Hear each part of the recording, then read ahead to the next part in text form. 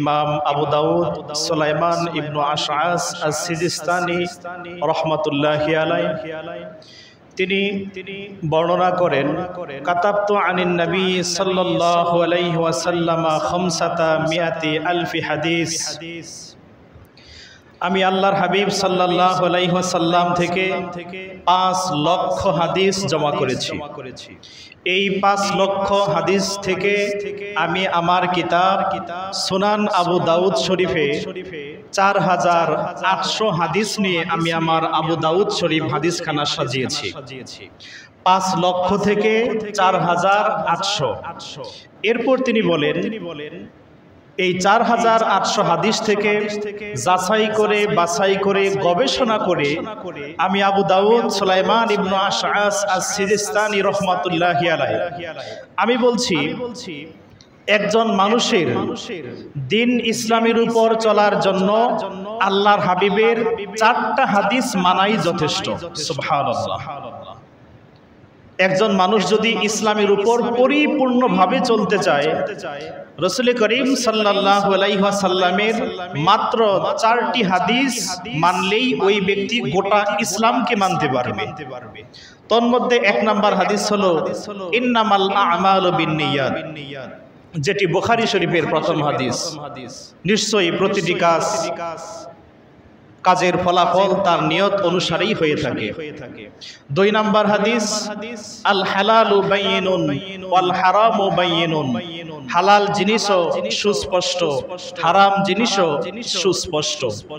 3 নম্বর হাদিস মিন হুসনি ইসলামিল মারই তারকুহু মা লা ইয়ানি, একজন পরিপূর্ণ মুসলিম হিসাবে ব্যক্তির জন্য এটাই প্রকৃত সৌন্দর্য যে যা তার জন্য নিষ্প্রয়োজন বেহুদা সমস্ত কাজ, নিষ্প্রয়োজন কাজ বর্জন করা। অর্থাৎ একজন মানুষের জন্য যা প্রয়োজন ততটুকু পরিমাণ গ্রহণ করা, আর যেটা অপ্রয়োজনীয় বেহুদা সব অপ্রয়োজনীয় এবং বেহুদা কাজ পরিহার করা।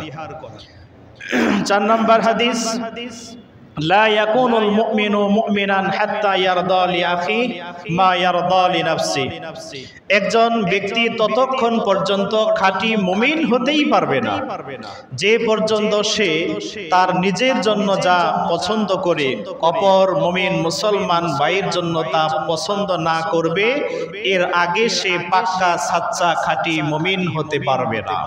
রাসূল পাকের এই 4টি হাদিস যদি গভীরভাবে পর্যবেক্ষণ করে একজন মানুষ মানে, ইসলামী শরীয়তের যাবতীয় বিধিবিধান তার জন্য সহজ হবে, মানতে পারবে। আমাদের সমাজে সব সমাজেই মারাত্মক একটি ব্যাধি ছড়িয়ে পড়েছে অনেক আগে থেকেই, বর্তমানে এটির সরাসরি আরো অনেক বেশি। তা হচ্ছে মাদক দ্রব্য সেবন। মাদক কি?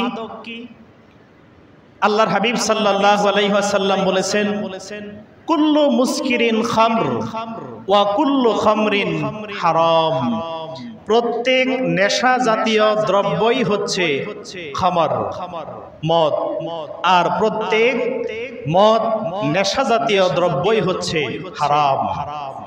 নেশা জাতীয় দ্রব্য এটা বেশি পরিমাণ খাওয়া যেরকম হারাম, কম পরিমাণ খাওয়াও ঠিক একই রকম ভাবে হারাম। আমাদের সমাজের সোনার যুবক ছেলেমেয়েরা আজকে বিভিন্ন প্রকারের মাদক দ্রব্য সেবন করে তারা মাতাল হয়ে লেখাপড়া বাদ দিয়ে মা বাবার কথা শোনে না, আপনজনদের কথা শোনে না, মুরব্বীদের কথা শোনে না, এমনকি বিদ্যালয়, স্কুল, কলেজ, ইউনিভার্সিটির টিচারদের কথাও শোনে না। ফলশ্রুতিতে আজ সোনার বাংলা মেধাহীন হয়ে পড়ছে। গতকালকে এসএসসির রেজাল্ট 14 লক্ষর মতো প্রায় এসএসসি পরীক্ষা দিয়েছে, 6.5 লাখই ফেল। এই হচ্ছে পড়াশোনা, অর্থাৎ লেখাপড়ার অমনোযোগিতা, সব থেকে বড় কারণ মাদক এবং স্মার্টফোন। এই দুইটা জিনিস যদি বর্জন করা যায়, সোনার বাংলায় আবার মেধাবী ছাত্র ছাত্রী তৈরি হবে।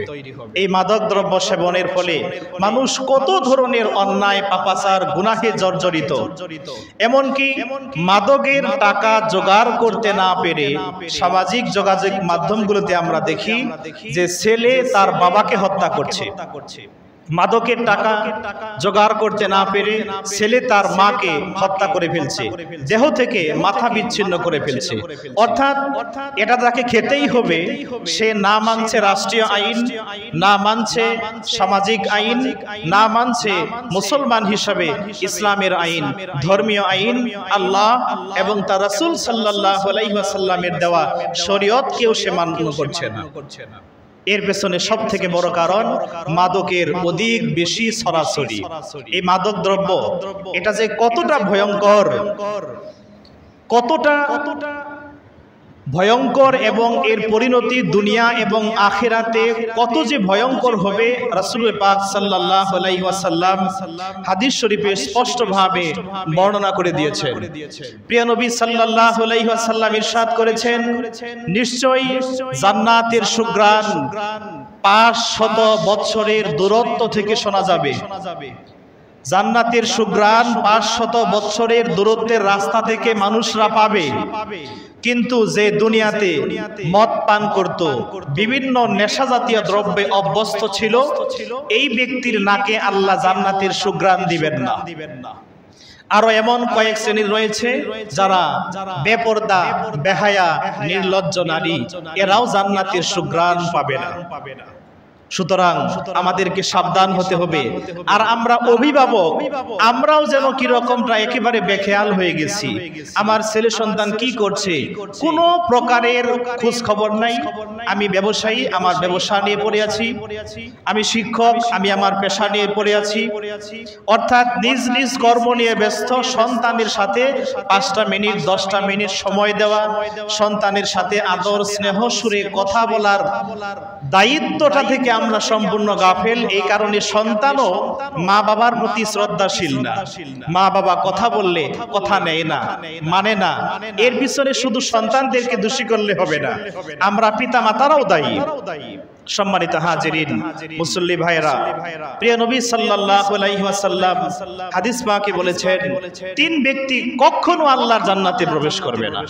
তাবরানী শরীফের হাদিস। عن أبي هريرة رضي الله تعالى عنه أنه قال قال رسول الله صلى الله عليه وسلم ثلاثة لا يدخلون الجنة أبدا الديوث والرجلة من النساء ومدمن الخمر। আবু হুরায়রা রাদিয়াল্লাহু আনহু বর্ণনা করেন, আল্লাহর হাবিব রাহমাতুল লিল আলামিন ইরশাদ করেছেন, আমার উম্মতের মধ্য থেকে 3 ব্যক্তি কখনো আল্লাহর নূরের জান্নাতে প্রবেশ করবে না। 1 নাম্বার হলো দায়ুস। দায়ুস বলা হয় এমন পুরুষ, এমন মহিলাদের যারা পর্দার ব্যাপারে সম্পূর্ণরূপে বেখেয়াল। 2 নাম্বার হলো এমন নারী যে পুরুষের মতো বেশভূষা গ্রহণ করে। 3 নাম্বার হলো সর্বদা মদ পানে অভ্যস্ত ব্যক্তি। এদের যদি মৃত্যুর আগে তওবায়ে নাসুহা নসিব না হয়, এরা কখনো আল্লাহ রাব্বুল আলামিনের জান্নাতে প্রবেশ করবে না। দেখেন কত ভয়ঙ্কর কথা। আল্লাহ রাসূল বলছেন আবাদা, মানে কখনো। মৃত্যুর আগে যদি খালেস তওবা নসিব না হয়, এই 3 শ্রেণীর মানুষ আল্লাহ রাব্বুল আলামিনের জান্নাতে প্রবেশ করবে না। এখন মদ এটা শুধু যে তরল বা পানীয় যেটা, এটাকে যেই শুধু মদ বলা হয়, বিষয়টা কিন্তু এমন নয়। এর সাথে অনেক আছে ধোঁয়ার সাহায্যে নেয়, ট্যাবলেট সেবনের মাধ্যমে নেয়, ইনজেকশনের মাধ্যমে নেয়, এগুলো শরীয়তে মদ বলা হয়। সব কিছুটাকেই, সেটা পানীয় হোক, ইনজেকশনের মাধ্যমে নেওয়া হোক, ট্যাবলেট হিসাবে গলদকরণ করা হোক, যে পর্যায়ে হোক না কেন, ওইটা মদ হিসাবে ইসলামী শরীয়তে সাব্যস্ত ধর্তব্য। এখন এই মদের সাথে সংশ্লিষ্ট 10 শ্রেণীর লোককে আল্লাহ রাসূল অভিসম্পাদ করেছেন। হাদিসটি তিরমিজি শরীফে আছে, আবু দাউদ শরীফে আছে, সুনান ইবনে মাজার মধ্যে আছে, তিনটাই সুনানের কিতাব। আল্লাহর হাবিব বলেন, মদের সাথে সংশ্লিষ্ট, মাদক দ্রব্যের সাথে সংশ্লিষ্ট 10 ব্যক্তির উপর আল্লাহর হাবিব সাল্লাল্লাহু আলাইহি ওয়াসাল্লামের লানত, অভিসম্পাত। 10 শ্রেণীর মানুষ মালউন, অভিশপ্ত, যারা মাদকের সাথে সংশ্লিষ্ট। 1 নাম্বার মদ প্রস্তুতকারী, 2 নাম্বার যার জন্য প্রস্তুত করা হয়, 3 নাম্বার মদ পানকারী, 4 নাম্বার মদ পরিবেশনকারী, 5 নাম্বার মদ বহনকারী, যে মদ বহন করে নিয়ে যায় সেও মালউন। 6 নাম্বার যার নিকট বহন করে নিয়ে যাওয়া হয় সেও মালউন, অভিশপ্ত। 7 নাম্বার মদের ব্যবসায়ী, যে মদ মাদক দ্রব্যের ব্যবসা করবে, রাসূলুল্লাহর ভাষায় সে মালউন, অভিশপ্ত। 8 মদ ব্যবসায় বিনিয়োগকারী। 9 ক্রয় বিক্রয়কারী, যে কিনবে যে বিক্রি করবে উভয়ই মালউন। 10 যা থেকে মাদক দ্রব্য তৈরি করা হয়, সেটা গাছ হোক বা অন্য কিছু হোক, গাছ রোপণকারী সেও 10ম ব্যক্তি হিসাবে অভিশপ্ত। এজন্য আমরা যেন আর যাই কিছু করি আল্লাহ রাসূলের অভিসম্পাতের শিকার না হই, তাহলে কিন্তু দুনিয়াও বরবাদ, পরকালও আমাদের জন্য বরবাদ। এখন যে ব্যক্তি মদ পান করে, মদ খায়, মাদক দ্রব্যকে গ্রহণ করে, এটাকে সে যদি হালাল মনে করে গ্রহণ করে, সে ইসলাম থেকে খারেজ হয়ে যাবে, অর্থাৎ তার নাম আর মুসলমানের নামের তালিকায় থাকবে না, সে অমুসলিম। এই ধরনের ব্যক্তির ব্যাপারে হাদিস শরীফে কঠোর হুঁশিয়ারি দেওয়া হয়েছে। আল্লাহ রাসূল বলেছেন যে মদকে হালাল জেনে অনবরত নেশা জাতীয় দ্রব্য, মাদক দ্রব্য সেবন করবে, ওই ব্যক্তিকে তোমরা সালাম দিবে না, সালাম দিলে সালামের জবাবও দিবে না। এই ব্যক্তি অসুস্থ হলে তার সেবা শুশ্রূষা করা যাবে না, চিকিৎসার জন্য টাকাও দেয়া যাবে না, এই ব্যক্তির কাছে আত্মীয়তাও করা যাবে না। এমনকি এই ব্যক্তি যদি মারা যায়, তাকে মুসলমানের কবরে দাফন করা যাবে না, তাকে তার জানাজার নামাজও পড়া যাবে না। যে ব্যক্তি মদকে, মাদক দ্রব্যকে হালাল জেনে গ্রহণ করবে, এটা তার জন্য শাস্তি। সম্মানিত হাজিরিন, আমরা এই ব্যাপারে খুব সচেতন দৃষ্টি রাখবো। এই মদ, মাদক দ্রব্য, এটা দুনিয়াতে যত রকমের পাপ আছে, সব পাপের মূল হচ্ছে এই মাদক দ্রব্য, নেশা জাতীয় দ্রব্য। হযরতে উসমান রাদিয়াল্লাহু তাআলা আনহু, ইসলামের 3য় খলিফা, তিনি তার এক খুতবায় ভাষণ দিচ্ছেন। এক পর্যায়ে তিনি বললেন, কোন এক মহিলা, সে খুব সম্ভ্রান্ত, উচ্চ বংশীয়, ধনী, ক্ষমতাবান নারী, এক পরহেজগার আল্লাহওয়ালা যুবকের প্রতি আসক্ত হয়ে যায়। তাকে কাছে পাওয়ার জন্য বিভিন্ন টালবাহানা করতে থাকে। ওই মহিলা একজন দাসী লাগিয়ে দিল যে অমুক যুবককে আমার ঘরে নিরিবিলিতে নিয়ে আসো, আর তাকে বলবে যে তাকে সাক্ষ্য দেওয়ার জন্য, কোনো একটা বিষয়ে সাক্ষী দেওয়ার জন্য অমুক মহিলা আপনাকে ডেকেছেন। যুবকের কাছে গিয়ে বলল যে অমুক মহিলা, সে তো খুব সম্ভ্রান্ত বংশের, উচ্চ বংশীয়, ক্ষমতাবান, তাকে আপনাকে তিনি ডেকেছেন কি কাজে? একটা বিষয়ে সাক্ষী দিতে হবে। যুবক বেচারা আল্লাহওয়ালা মানুষ, সরল ভাবে তিনি গেলেন। তিনি ঘরের ভিতরে প্রবেশ করলেন। এক এক করে দরজা বন্ধ করা হচ্ছে। কয়েকটি দরজা বন্ধ করার পর ওই মহিলার কাছে তিনি পৌঁছলেন। খুব সুন্দরী, রূপসী মহিলা। তিনি গিয়ে দেখলেন ঘরে একজন মহিলা, একটা মদের বোতল, পাশে একটা শিশু। মহিলাটা বলল, তুমি যে আমার কাছে আসছো, এখান থেকে বের হওয়ার তোমার অন্য কোনো উপায় নেই। সত্যিই আমি তোমাকে কোনো কাজের সাক্ষী দেওয়ার জন্য ডাকি নাই, ডাকছি মূলত আমার সাথে জেনা ব্যভিচার করার জন্য। একটু জোরে বলুন নাউজুবিল্লাহ, একটু জোরে বলেন না নাউজুবিল্লাহ। তুমি এখান থেকে কোনোভাবেই বাঁচতে পারবে না। তুমি যদি নিজেকে পালাতে চাও আমার সব দরজা বন্ধ, বের হতে পারবে না। আর তুমি যদি জেনা না করো আমি চিৎকার করব, লোকজন জড়ো হয়ে যাবে, কেউ তোমার কথা মানবে না, সবাই আমার কথা মানবে। হয় জেনা করো, না হয় মদ খাও, আর না হয় পাশে যে একটা শিশু আছে এটাকে হত্যা করো। ইবাদত গুজার সেই যুবকটি ভাবলো জেনার মতো এত নিকৃষ্ট একটি অপরাধ আমি করতে পারবো না, আমি আল্লাহকে বড্ড ভয় পাই। আর এই নিষ্পাপ মাসুম শিশু বাচ্চাটিকেও আমি হত্যা করতে পারবো না, কারণ এর তো আমল নামায় কোনো গুনাহ নাই। এই দুইটা কাজ আমি করব না, আমার যেহেতু অন্য কোনো উপায় নাই, সুতরাং আপনি আমাকে এখান থেকে সামান্য একটু মদ দিন। এই কাজটা মদ পান করে যদি এই দুইটা গুনাহ থেকে বাঁচা যায় তাহলে আমি একটু মদ পান করি, আমার কোনো অসুবিধা নাই। মহিলা এক পেয়ালায় মদ দিলেন, মদ সে খেলো। আস্তে আস্তে মদ তার মধ্যে কাজ করতেছে, তার সুস্থ মস্তিষ্ক অবশ হতে চলছে, কমন সেন্স সে হারাতে চলছে। সে বলল আরেকটু মদ দাও, আরেক পেয়ালা মদ দেয়া হলো, এরপরে আরেক পেয়ালা মদ দেয়া হলো।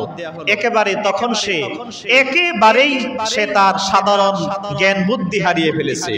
মহিলা তাকে প্রথমে মদ দিল, এরপরে তার সাধারণ বুদ্ধি লোপ হয়ে গেল, সে উক্ত মহিলার সাথে জেনা ব্যভিচারে লিপ্ত হয়ে গেল। অতঃপর ওই ছোট্ট শিশু এটাকেও সে হত্যা করে ফেলল।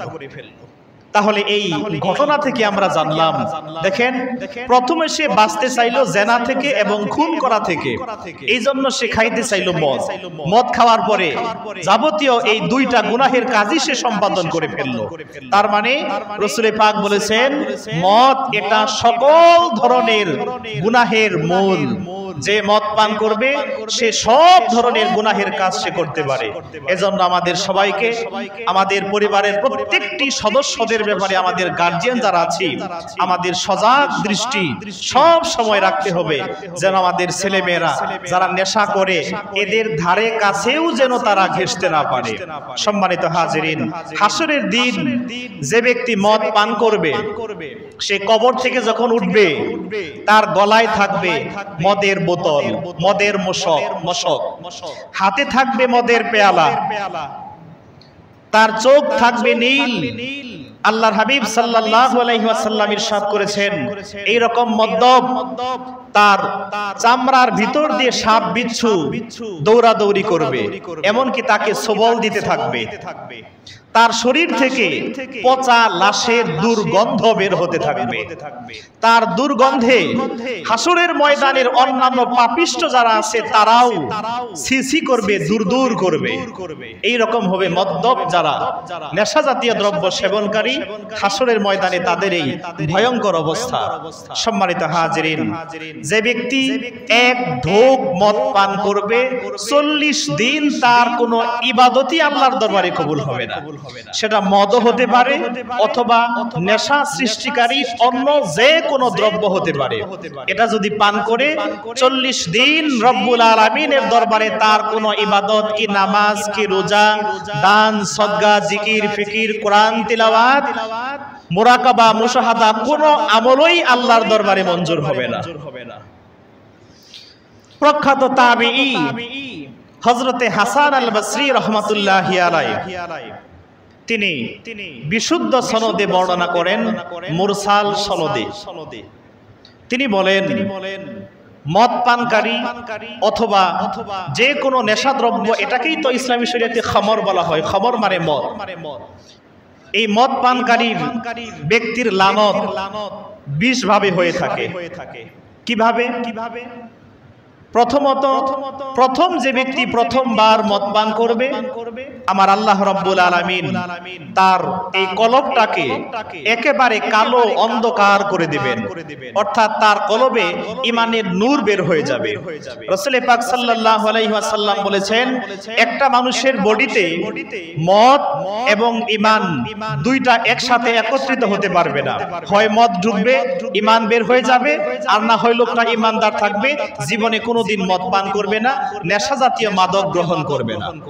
প্রথম দিন মদ পান করার কারণে লোকটার কলব অন্তর একেবারে কালো সি হয়ে যায়।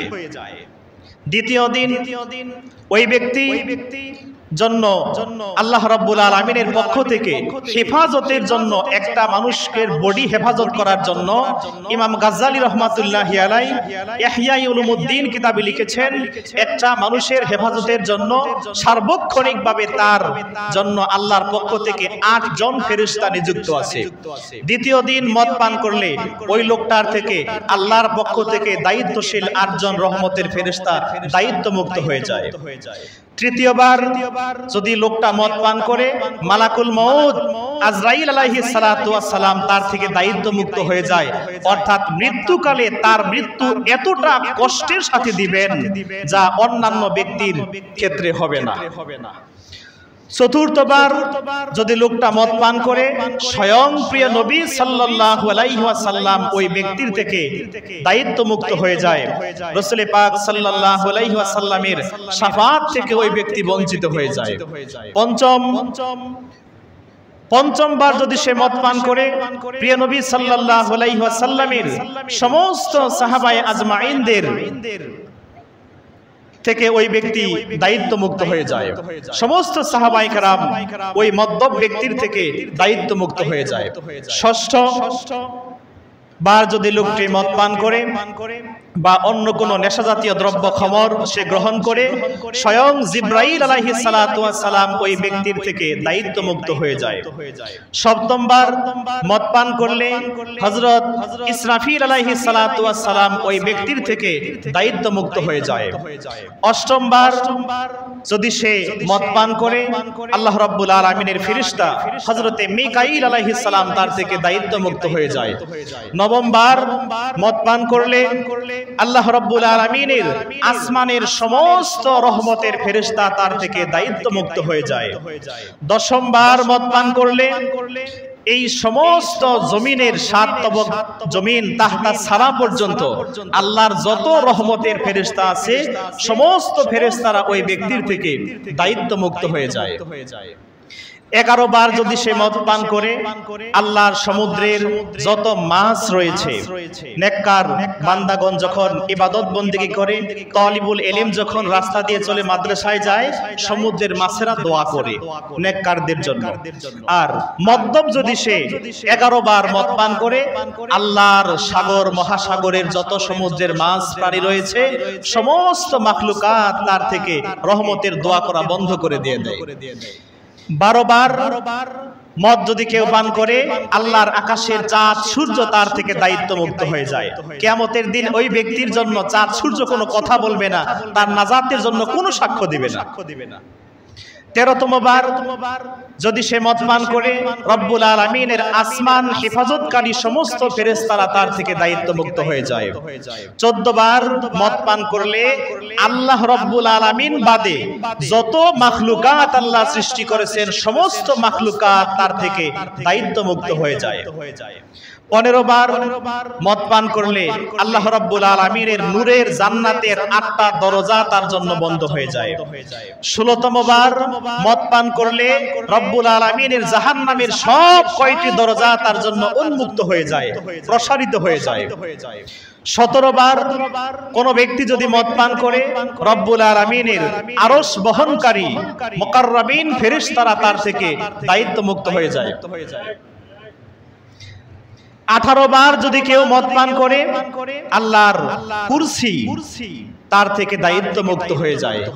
19তম বার কেউ যদি মদ পান করে আল্লাহর আরশ তার থেকে দায়িত্ব মুক্ত হয়ে যায়।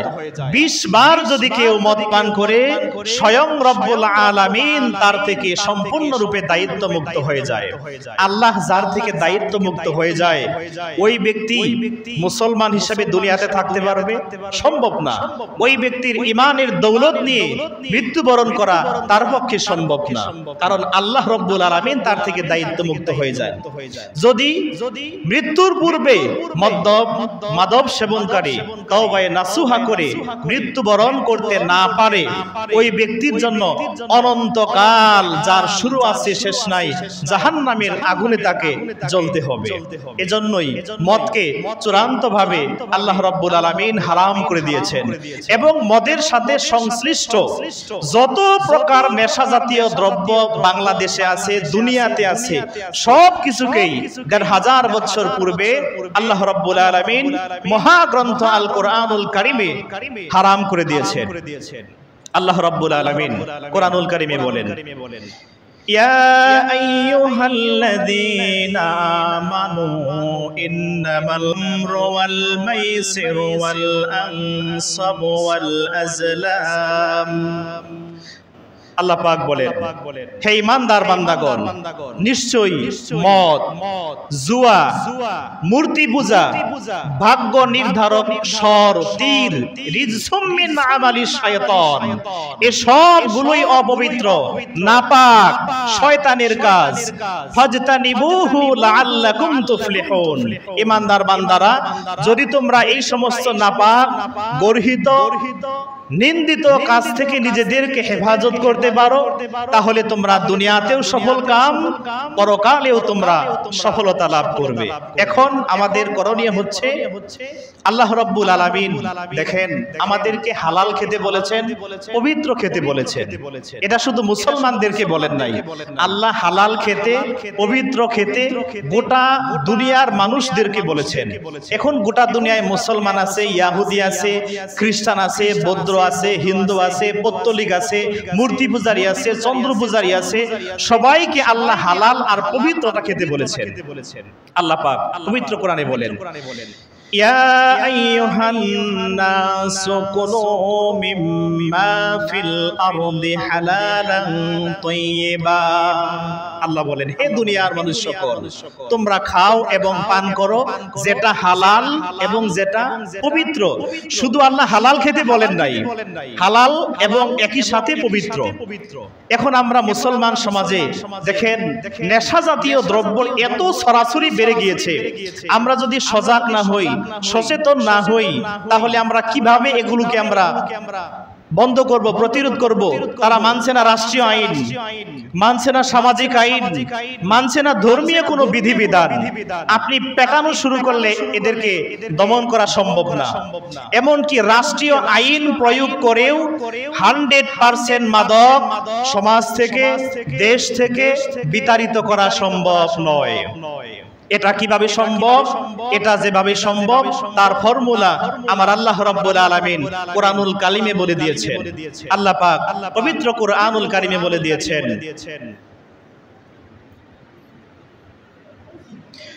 উতলু মা উহিয়া ইলাইকা মিনাল কিতাবি ওয়া আকিমিস সালাতা ইন্নাস সালাতা তানহা আনিল ফাহশাই ওয়াল মুনকার ওয়া লাযিকরুল্লাহি আকবার। আল্লাহ পাক পরিষ্কারভাবে বলে দিয়েছেন, হে রাসূল, আপনার কাছে যে কিতাব নাজিল করা হয়েছে আপনি তা পাঠ করে মানুষদেরকে শোনান আর নামাজ কায়েম করুন। নিশ্চয়ই নামাজ, আপনি নিজে নামাজ কায়েম করুন, আপনার উম্মাহকে নামাজের তাগিদ দিন। নিশ্চয়ই নামাজই, কেবলমাত্র নামাজই সকল ধরনের অন্যায়, গর্হিত, নিন্দনীয় সমস্ত পাপাচার থেকে, কামাচার থেকে, দুরাচার থেকে মানুষকে হেফাজত করতে পারে একমাত্র নামাজ। ওয়ালা যিকরুল্লাহি আকবার। এই নামাজ হচ্ছে আল্লাহ রাব্বুল আলামিনের সবথেকে বড় জিকির, আর এটাই সবথেকে শ্রেষ্ঠ। আর তোমরা যা করো আল্লাহ রাব্বুল আলামিন সে সম্পর্কে সর্বাধিক অবগত আছেন।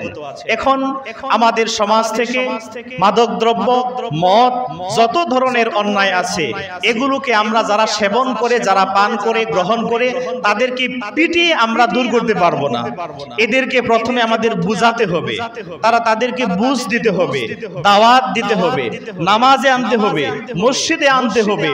এইভাবে একজন ব্যক্তি যদি টানা যত বড় মদ্যপ হোক, যত বড় গেজেল হোক, গাঁজাখুর হোক, সে যদি টানা 40 দিন সুন্দরভাবে ওযু করে তাকবীরে উলার সাথে জামাতবদ্ধ হয়ে এক টানা 40 দিন সে নামাজে ইহতিমামের সাথে নামাজ পড়তে পারে, আমার দৃঢ় বিশ্বাস প্রিয় নবীর বাণী, ওই ব্যক্তিকে সব ধরনের অন্যায়, কি মদ পান, কি গাঁজা পান, কি ইয়াবা, কি ফেন্সিডেল, যত ধরনের নেশা আছে সব ধরনের নেশা থেকে বিরত রাখবে আল্লাহ রাব্বুল আলামিনের পক্ষ থেকে দেওয়া সর্বশ্রেষ্ঠ ইবাদত নামাজ। জোরে বলুন সুবহানাল্লাহ। এজন্য আমরা সমাজে সামাজিকভাবে যারা এই সমস্ত অন্যায় করে, অন্যায়ের পিছে ছুটে, এদেরকে আমরা প্রথমে ধিক্কার না জানিয়ে আমরা তাদেরকে বুঝাবো, তাদেরকে হাতে পায়ে ধরে বুঝিয়ে নামাজের দিকে আনবো। 40 দিন জামাতের সাথে নামাজ পড়লে তার অন্তর থেকে পাপ কাজের প্রতি একটা আলাদা ঘৃণা আল্লাহ সৃষ্টি করে দিবেন। এইভাবে সে নামাজি হলে সব ধরনের গুনাহ আল্লাহ রাব্বুল আলামিন তার থেকে দূর করে দিবেন। আমরা চাই আমাদের সমাজ, আমাদের দেশ, সোনার যুবক ছেলেমেয়েরা যেন সব ধরনের মাদক দ্রব্য থেকে ফিরে এসে আল্লাহ এবং তার রাসূলের ইত্তেবা করে, পায়রবি করে, ঈমান সাথে ঈমান নিয়ে শেষ নিঃশ্বাস অবধি চলতে পারে, এবং কাল হাসরের ময়দানে আমরা সবাই যেন রাসূল পাক সাল্লাল্লাহু আলাইহি ওয়াসাল্লামের শাফাআত লাভে ধন্য হই। আল্লাহ পাক আমাদের তৌফিক দান করুক। সবাই বলুন আমিন। আসসালামু আলাইকুম ওয়া রাহমাতুল্লাহি ওয়া বারাকাতুহু।